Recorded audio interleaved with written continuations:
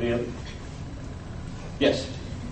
My question is, as someone who is both a science teacher and a potential budding, hope-to-be soon parent, have your kids ever run into a situation in their school or in their community where it wasn't just a difference of opinion, where you had to kind of mediate a conflict in worldview, whether between your children and a teacher or your children and their cliques at school?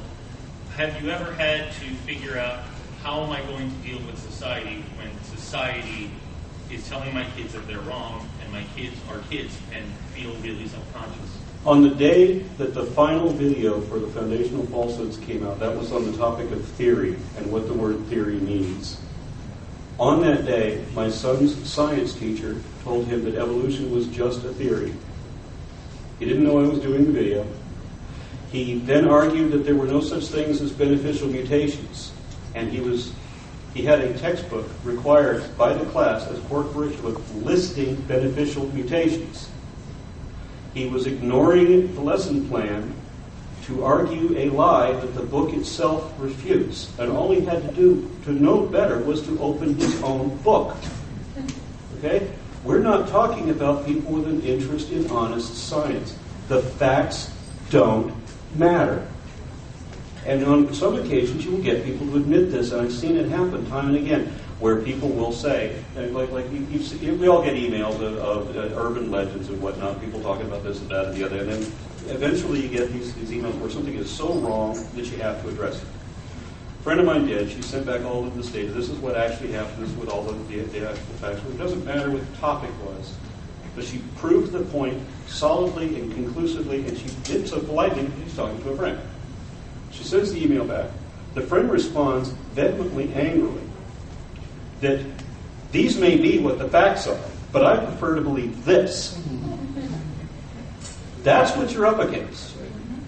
This statement, so often repeated, I'm going to believe what I want to believe. And someone recently said to me, I'd rather not say who on this since you're streaming, but somebody told me, I believe what I believe because that's what I believe. I believe that. And I'm not going to believe what you believe because that's not what I believe.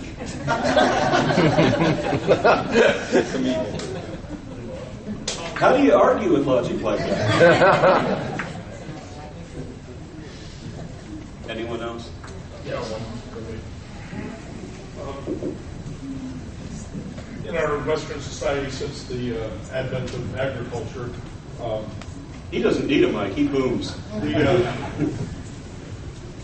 Catholic Church's Inquisition and the Islamic indoctrination of their young kids and stuff, it's been such an influence over the last 5-6 centuries that it still has an influence on Western thinking. I mean, I run into people all the time that don't believe in God. You must be nuts. I mean, they brought Western civilization to us in Eastern Europe. Unfortunately, the British stopped. But now I picked up Thomas Friedman's The World is Flat, and the advent of the computer, and everybody's online now. Is this going to be, hopefully, you believe that it's going to stop this bullshit?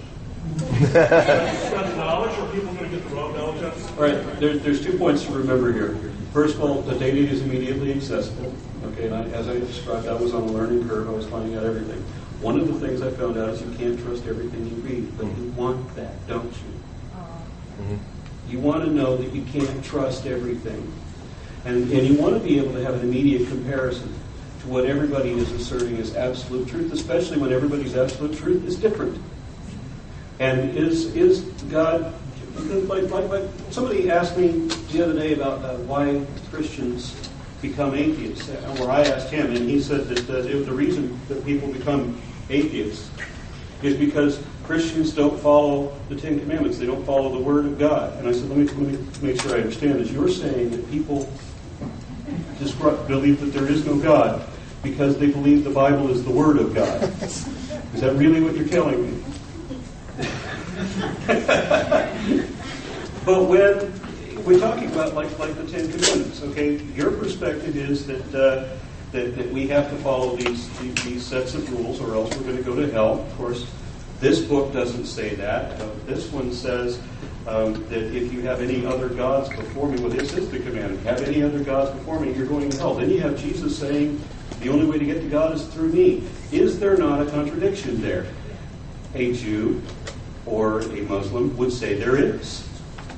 But the Christian perspectives say they're not. And of course, they're all wrong, because Krishna is going to come back and turn us all into gangsters.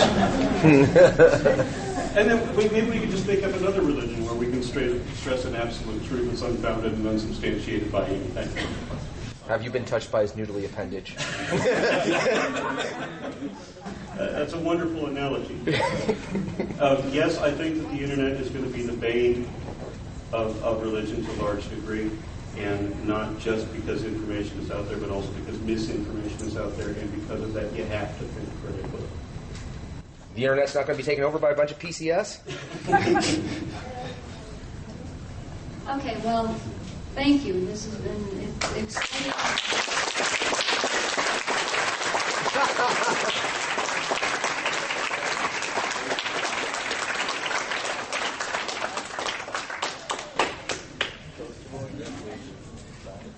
We hope the TSA doesn't seize them.